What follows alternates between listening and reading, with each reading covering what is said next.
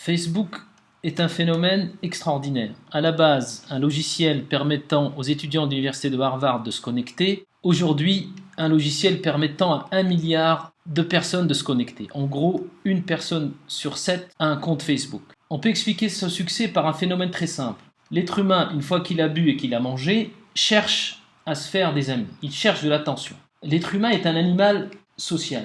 Comme en plus c'est un animal paresseux, s'il peut faire quelque chose à moindre frais, eh bien il le fait. Ce que lui apporte Facebook, c'est la possibilité d'avoir un réseau social en restant chez lui dans son canapé. Et c'est ça le miracle Facebook.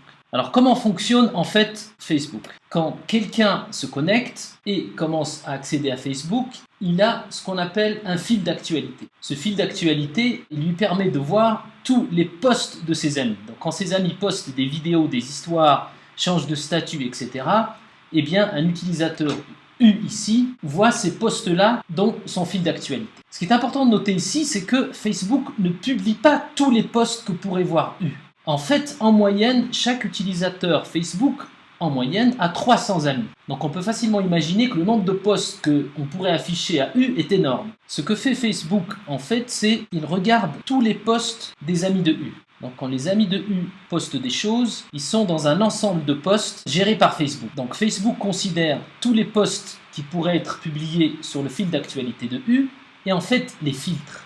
En moyenne, il en prend 10%. Donc ça veut dire que seuls 10% des posts qui ont été mis par les amis de U vont être visibles sur le fil d'actualité de U. Donc cette sélection de posts est cruciale. L'objectif de Facebook est de faire en sorte que U soit content des posts qu'il voit et continue à se connecter sur Facebook. Cet algorithme exécuté par Facebook qui filtre ces posts s'appelle l'algorithme EdgeRank.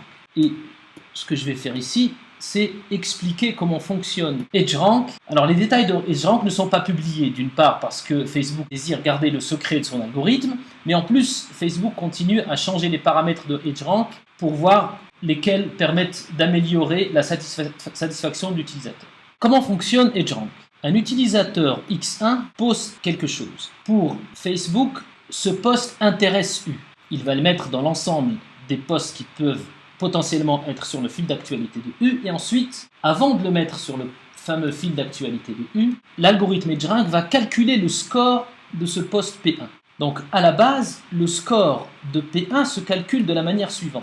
C'est égal en fait au produit de 3 variables, A fois T fois F. A désigne l'affinité, T désigne le type du post et F désigne la fraîcheur.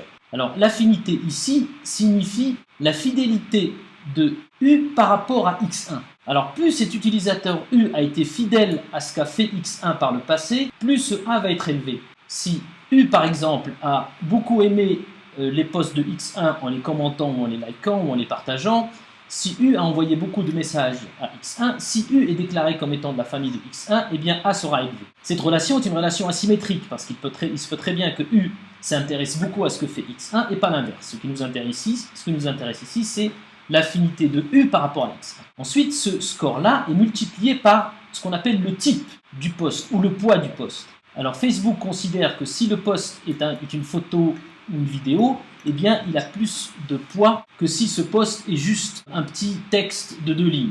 Si c'est une note, c'est plus important qu'un texte de 2 lignes par exemple. Donc là aussi, il y a un score qui est calculé, qui est multiplié par celui-là. Et enfin, la fraîcheur représente 1 sur la durée du post. Plus un post est récent, plus ce nombre est grand. Plus un post est vieux, plus ce nombre est petit. Donc on va multiplier par 1 sur la durée. Alors ce qui est intéressant de noter ici, c'est que cette manière de calculer un post est valable lorsqu'on vient de mettre le post. Une fois qu'on a mis le post et puis quelqu'un vient commenter ce post, eh bien en fait on recalcule le score de P1. Donc il y a X1 qui a mis le post P1, ensuite il y a X2 qui va venir par exemple faire un commentaire sur P1, on recalcule le score. Intuitivement, P1 va avoir un score plus élevé, intuitivement je dis, lorsque X2 va commenter ce post. La première fois que X a mis le post P1, on dit que X1 a créé un lien. Donc le premier lien, c'est un lien de création. Le deuxième lien, c'est un commentaire.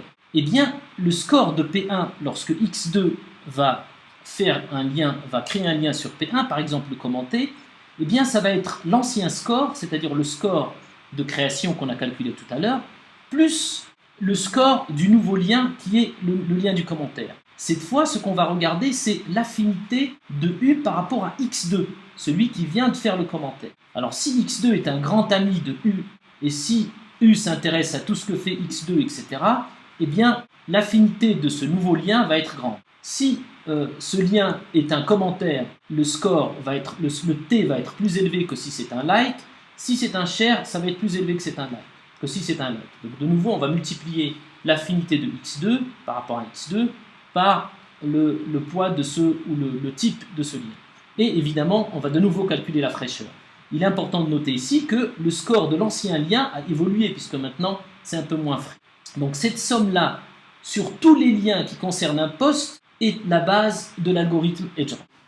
Alors, supposons qu'un utilisateur X1 poste quelque chose. Un post P1, une vidéo, une photo, un changement de statut, etc. Un utilisateur X2 poste P2. Et l'algorithme EdgeRank de Facebook essaye de calculer le score de P1 et le score de P2 par rapport à un utilisateur U. Alors rappelons-nous que c'est toujours par rapport à un utilisateur. Eh bien, le score de P1 pourrait ressembler à ceci. Alors pour ce petit exemple, je suppose que les scores vont de 1 à 3. Alors le score de P1 pourrait être quelque chose comme ça. Si l'affinité de A est moyenne, c'est-à-dire que U s'est intéressé à ce qu'a fait X1 par le passé, mais n'est pas non plus un fan complet, eh bien l'affinité serait par exemple de 2. Eh bien on va multiplier ce 2 par le type du post P1. Alors supposons par exemple que ce post soit un changement de statut. On va dire que c'est un type qui a une valeur moyenne.